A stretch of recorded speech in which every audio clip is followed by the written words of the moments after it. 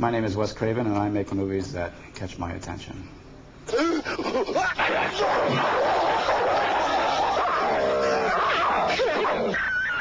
People always ask me, how does a nice, quiet person like yourself, think up these ideas? And my answer always is, who says I think them up? I mean, look around you, I think that we tend to filter out a great deal of the horror of life, or to sort of trivialize it and make it acceptable. Whereas if you really keep your eyes open or just listen to the news or read newspapers or read history, there's a tremendous amount of real-life horror in this world. And I just seem to be attuned to it. It affects me. Frank, what are we doing? Don't shoot gun like this at home. This is being done by a professional. Very quiet, please. A little squeeze of light isn't going to kill me. Okay, I'm ready. Okay. For years, I sort of fought the fact that I was doing a lot of horror. And then about in the last 5 years, I started to realize with Nightmare on Elm Street that so long as I controlled the project and could write about a type of horror that really fascinated me, working within horror gives you tremendous freedom as an artist because it deals with all those other realities. There's not really hard and fast rules about what you can show in a horror film. You can go beyond the rules, beyond the limits, and you can also deal with very strange and bizarre states of reality that most films simply don't go into at all. I was kept in an asylum most of my life. I was criminally insane as a child. I burnt up most of the local puppy farms now. He was a very quiet kid. He was probably well-behaved with a wild imagination. But, working class kid in Cleveland, Ohio, churchgoer, raised, strict religious family, and probably, was caused to have a wild imagination because his life was so, in a sense, restricted and proper. So by the time I went away to college, I, sowed all my wild oats and started looking at all the films of the European surrealists and reading very widely in all the European authors and everything. So, I was fascinated by that sort of sudden expansion of consciousness on my own part.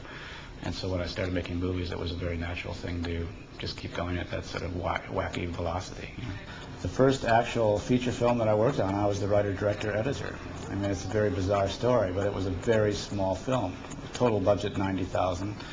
And somebody had just come to us and said, we want a horror film. Can you make it for us? And my partner, Sean Cunningham, at that time, we were just new friends. We've known each other about half a year. Decided to, make a little horror film. So we went out and got a documentary film cameraman with his own 16mm camera. We had about 2 lights, and I think our whole crew was about 6 people. And we just went out and made a movie in people's backyards. And, borrowed houses, borrowed Sean's mother's house for one set, and, shot in her swimming pool. Just, made it up on the spot. And worked from a very strong script, though. And that was, I think, the secret of making a good film, is get the script right before you start.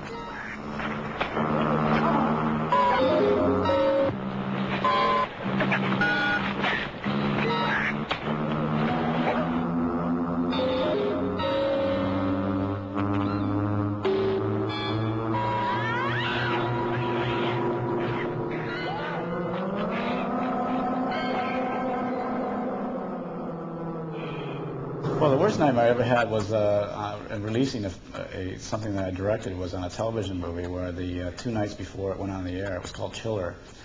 We had a call from the network saying the championship basketball game was going to run in our time slot, and we were going to be put on at 11:30 at night with no change in the listing in the newspapers. So it was basically, 4 months of work out the window.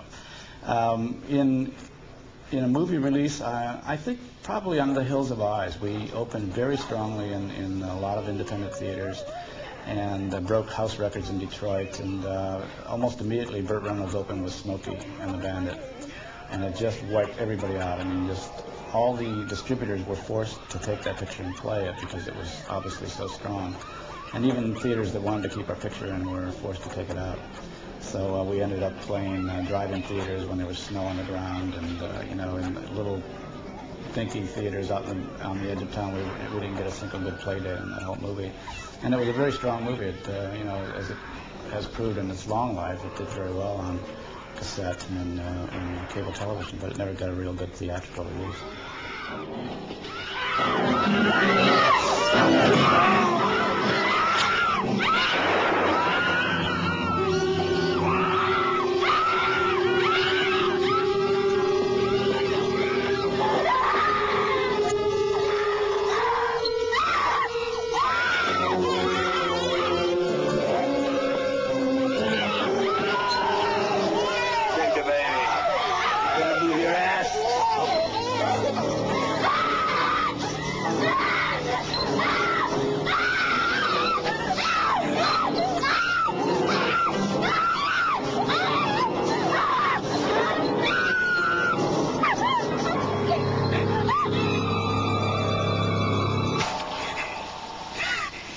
Got that for you later, girlie.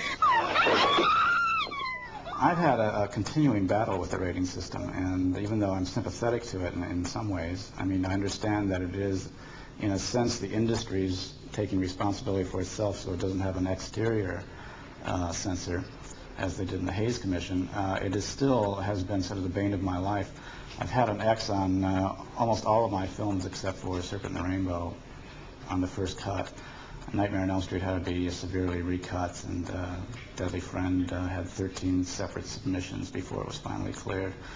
And in the worst cases, it can force you to do a cut that you would never do as a creative person. It can be much choppier and much more awkward looking than you would ever want it to be.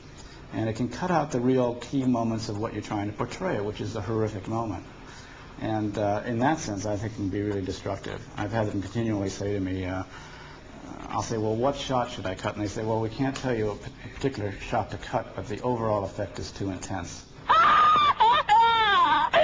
And that's mind-boggling to me, because I am in the business of intensity. That's what my films are about. The new Wes Craven film is Shocker, No More Mr. Nice Guy. And I wouldn't say it was gory. I would say it's story and character, but it does have a little blood in it, enough to keep it interesting. The problems doing a film with a lot of special effects are that any special effect takes 2 or 3 or 4 times as much time as a normal scene. My Dinner with Andre, 2 people sitting at a table in a restaurant, is the perfect low-budget film because there's no special effects, there's no atmosphere, there's just 2 people. A film like Shocker is full of special effects. Horace Pinker, I would say for a full 2/3 of the film, is not alive. He's coming back from the other side of the grave, and it needs to be transparent. All of that involves computer-controlled camera work where every pass is triple or quadruple. So you film the actor, and then you film an empty set, and then you film the other actor, and et cetera, et cetera. Any which time, any which one of those passes, something can go wrong with the computer. So that's very time-consuming. Doing any sort of a horror film that has a great deal of timing and surprise in it, and a lot of cutaways and very specific small special effecty shots, gets very time-consuming. It's the first film where I've had complete artistic control. We are not required to show dailies to anyone. We have complete story control, casting control, and it's like a great gift given to me by my partners and by Universal, so that I'm doing it with tremendous amount of excitement and freedom. So it's like the purest Wes Craven of any of the films that I've done. It goes beyond Nightmare on Elm Street in that way, in that I just am able to do completely what I see rather than having to change it for anybody else's vision. On my tombstone, I would like to have written, "Here lies a filmmaker."